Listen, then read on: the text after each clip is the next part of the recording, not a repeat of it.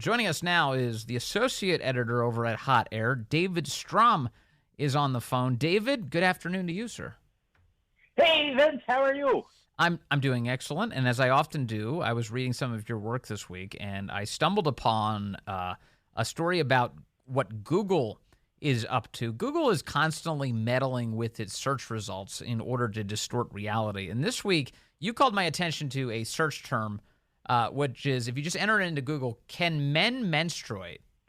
And if you type that into Google, the answer is mind-boggling. David, what is going on here?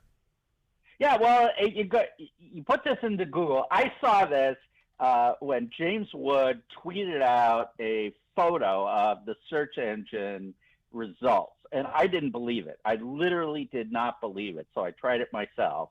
And it turns out that Google wants you to believe that the answer is yes, people of all genders menstruate.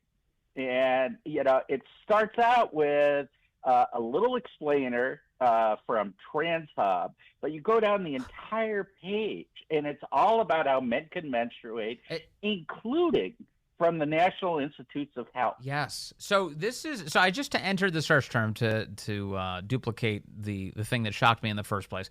And the top result, so if any person in America writes this into Google, this is the answer that the world's biggest search engine will give them. Can men menstruate? Answer, having a period is not a feminine thing, and people of all genders menstruate, including non-binary people, agender people, and even plenty of men, ! Menstruation doesn't change anything about your gender, it's just a thing that some bodies do. The next result is the United States government, the National Institutes of Health. The headline is, you will find out when the time is right. And it says, most men may not menstruate, but knowledge can facilitate comfort, and comfort can facilitate open discussion. What the hell is going on, David? Well, I think the word hell belongs to that. I used to hesitate to use terms like demonic, but it seems like, it is demons who run our world. I mean, we're really living in insane times, and people who I used to laugh at, who would talk about the world going to hell. Yes. I now wonder, it's like, were they not paranoid enough? I use Google all the time, and I hate to admit it, but I rely not, it's not that I believe everything, but I expect that the search results will include, if you poke around, something approximating a diversity of opinions, and hopefully somewhere in there is buried the truth. But really, the whole first page, I mean, you go and I was just shocked. It's all about how menstruation and biology are utterly unrelated. Yes. And I went and I read several of these results, and that is the common thread: the utter disconnect between biological functions and biology. Go on. Totally. And you, because you work in the written medium, because you're online so much, you are probably accustomed to having to use some Google foo to be able to sort through the search results and find the thing that you're looking for. And I know in my case, I'm constantly trying to remember some piece of context from some other news event. And I find myself having to constantly brute force through these search engines, and particularly Google, in order to find the thing that I want. I've got to drill it down 1,000 times because so many of the first few pages of results are filled with left-wing propaganda. Like if you were to search, for instance, about the effectiveness of masks right now on Google, Google is going to serve you result after result trying to convince you that masks are actually great, when the single largest study on the question, the Cochrane study that came out this year, demonstrates that no, there is no evidence that they help at all. And this is the kind of stuff that you have to fight back against in what is obviously a very Orwellian world now. Yeah, and I mean, this is, there's a little bit of this that is due to who pays Google how much money, but that's not the first 10 or 12. I mean, this has been curated by Google, on controversial topics. They clearly want you to believe certain things, and they serve these things to you in order to make that happen. And, well, part of the problem is now is that Google serves as a proxy memory for us. I mean, we're inundated with so much information that we basically outsource a lot of our memory to Google. It's like, well, I'm not going to commit that to memory. I have a sense that it's out there. Now let me go find it.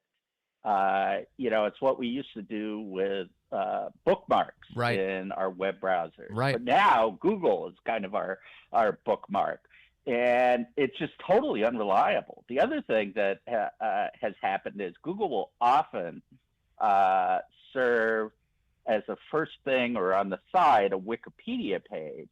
And Wikipedia has become extraordinarily political to the point where the founder of Wikipedia is complaining about how it has been taken over by activist groups so that anything controversial, you are going to get served information from, professional propagandists who, since Wikipedia is curated and edited communally. Yes. There are people who are paid to go there and serve propaganda at you.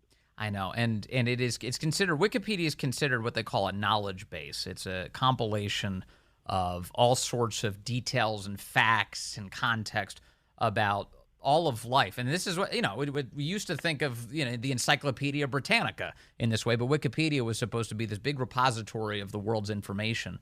But the problem, of course, is what the left discovered especially, is that by controlling what information is delivered, what context is delivered, how to spin this, they can achieve political outcomes. And Wikipedia in particular, one of the reasons it's so pernicious is not just because it's so dominant on Google, which of course it is. It is one of the top results for any search that you do. The other piece is that it serves as the brain for all sorts of tech. So if you ask your smart speaker to tell you about some event, tell me what this proper noun means, you're going to get the Wikipedia interpretation of that event, which was written by left-wing activist forces. Yeah, and the thing is that it's almost impossible to avoid using them, not just because it's pervasive, but because it is just so extraordinarily useful. I mean, Google, it's very difficult to avoid. It's also the back end for other sorts of search engines that are out there. I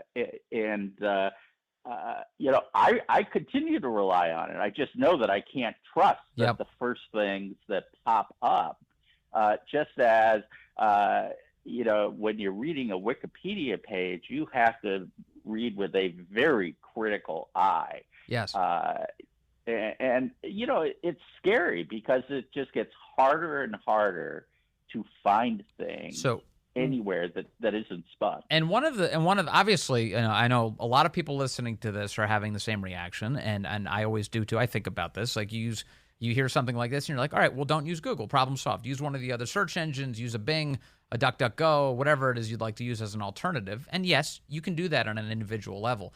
But understand here, David, the society-wide impact that a search engine with 90% or more of a dominance in this industry, what kind of impact that has. I mean, how concerned are you about Google's influence as it relates to something like the 2024 election? Well, I think it had a huge impact on the past few elections. And this is something that goes back to a realization that the Obama people made. In fact, they talked about how they could use tools like Google. And if you go back and you look, a lot of Google executives were deeply tied in with the Obama people. And they've just gotten more and more sophisticated over time. And I don't remember the exact number that they thought it had an impact on, but it was somewhere between 5 and 8 points they thought that they gained by having control. over those mechanisms. And it just has to do with shaping the narrative. What happens is it's the same sort of thing that you see in the discussion of, say, Tommy Tuberville versus the Pentagon right now. Yes. Everybody is saying Tommy Tuberville is preventing the Pentagon from getting appointments, which is no more true than Joe Biden is preventing the Pentagon from getting those appointments. Joe Biden made a change in policy. He's violating the Hyde Amendment, which is law.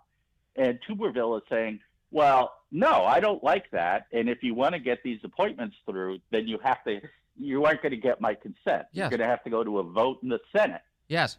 Which is, by the way, the way in which the law was designed to have it happen originally. If you go to the Constitution, all Tuberville is saying, I'm not going to let you break the law, and I'm not going to give my consent to have the Senate break the rules. Right. Well, the media is involved in a rampant disinformation campaign around this issue because just ask yourself a basic civics question, if you will. If you even have a glancing interest in this story, how does one senator control the entire United States Senate? Tell me that. How does Tommy Tuberville control the entire United States Senate? And the answer is he doesn't. He's just saying, I'm not going to sit there in silence when you ask for, quote, unanimous consent to just ram through every nominee. I'm not allowing it to happen. So if you want to pass each nominee, put them up for a vote.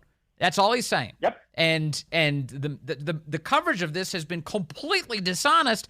So, this is one of those things. You search for it, you try to get some answers on it, and everybody's acting as Tommy Tuberville, some big villain who's trying to disable the United States military, when he's just a senator who's saying, no, I think we should stop killing children with Pentagon dollars, and as a result, I'm not going to just sign off on nominees en masse. Yeah, I mean, you hit the nail on the head. I mean, they're asking him to do something extraordinary, not the other way around. I mean, unanimous consent, you need that because what they're asking for is we would like to get around the normal rules of the Senate. The normal rules are we have a vote. And what we're saying here is we're all going to agree we don't even have to have a vote. And he's saying, well, no, I'm not going to agree to that. Right. And it's so funny. In fact, I'm writing about this right now.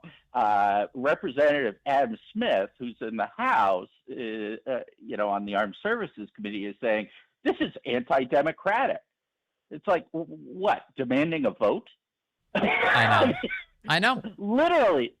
And the truth is, I saw a big Washington Post piece this week about how the incoming commandant of the Marine Corps hasn't been confirmed yet. He's only the acting commandant, and this is a big problem. Okay, if it's a big problem, just put him up for a vote. If maybe you can't get every nominee through. I realize it could take months or whatever the timeline is, but maybe a guy like the head of the Marine Corps, you could put his nomination up for a vote today. And they're not doing it. Have you noticed? Democrats aren't doing it. They've decided they'd rather stay in the fight and not get their nominees through. Oh, yeah. And the Secretary of the Navy said that Tommy Tuberville is on the side of communists because of what he's doing. What a clown. It's like, what? I mean, really? I mean, if this is helping communists, why don't you just ask Chuck Schumer to hold the vote? Exactly. Well, because Chuck Schumer's on the side of the communists, you see. That's the answer. Oh, my gosh. David Strom over at Hot Air. I'm sorry. I wish we had more time. We have to, because every time we chat, we have so much to talk about. David Strom, thank you very much, and keep up the great work.